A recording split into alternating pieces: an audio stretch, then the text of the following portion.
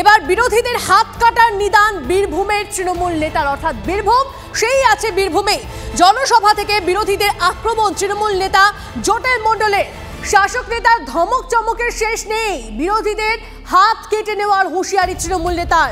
দলের নামে অপপ্রচার করলে হাত কাটার নিদান ময়ূরেশ্বরের তৃণমূল নেতা জটিল মণ্ডলের। কেন্দ্রীয় বাহিনী নিয়েও হুঁশিয়ারি বিরোধীদের। ভোটের এখনো দিনক্ষণ ঘোষণা হয়নি, তার আগেই রাজনীতির পারদ চড়ছে অনুব্রত গড়ে। তুমি খাচ্ছ আমার আর সর্বনাশ করছো আমাদের, তাহলে আমরা শেখা সিঁদুর পরে বসে আছি কি? আমাদের হাত খালি, ঘড়িও নাই। ডাং পিটা করে দিতে হবে, পিটিয়ে ভদ্রভাবে না হলে। আঙুলটা সোজা, আঙুলে ঘির না হলে আঙুলটা একটু টেরিন দিতে হবে, বিষপাত দিতে হবে, এই তালে দিয়ে দিতে হবে। কেন্দ্র বাহিনী তো বাবার বন্ধু নয়, ভোট হলেই চলে যাবে, তখন তুই বাঁচবি না। এটা হার গুট ছাড়িয়ে নেবো। ভদ্রভাবে যা বলছি শোন, তুই ভোট দিস আর না দিস, তুই ঘর থেকে বেরোবি না। এই কথাটা এখনই মেরে দিতে হবে, একটা রাউন্ড বলে দিতে হবে।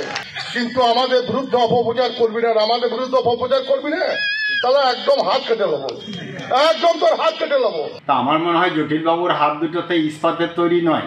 ওনারও তো যেমন প্রত্যেক মানুষের হাত, ওনারও সেই রকম হাত।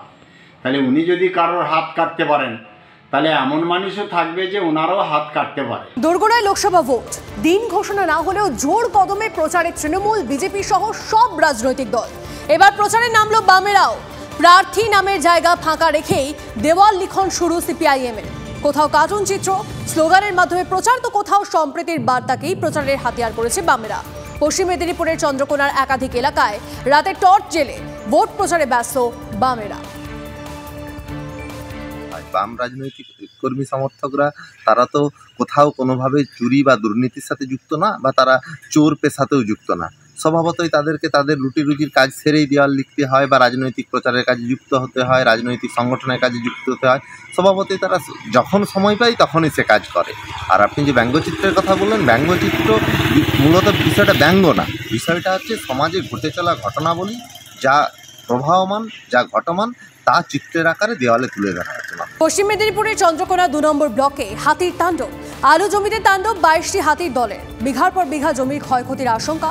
কয়েকদিন ধরেই চন্দ্রকোনার বিভিন্ন এলাকায় তাণ্ডব চালাচ্ছে ওই হাতির দল।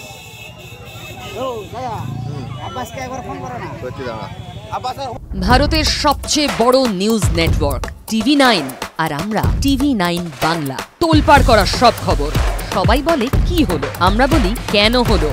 খবরের ভিতরের খবর, সোজা সাপটা, স্পষ্ট বিশ্লেষণ। TV9 বাংলা, না দেখলেই নয়।